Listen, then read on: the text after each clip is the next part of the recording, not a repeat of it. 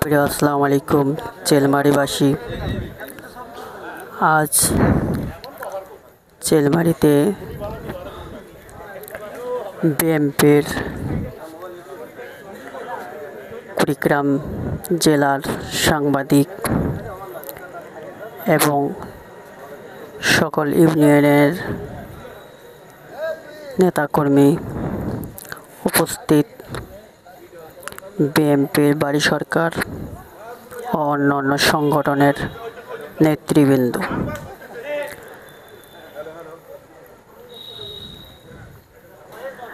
এবং সাক্ষাৎ নেবেন।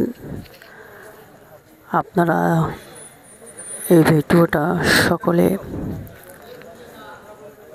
শেয়ার করে দেবেন, ইউটিউব, টিকটক এবং ফেসবুক লাইক।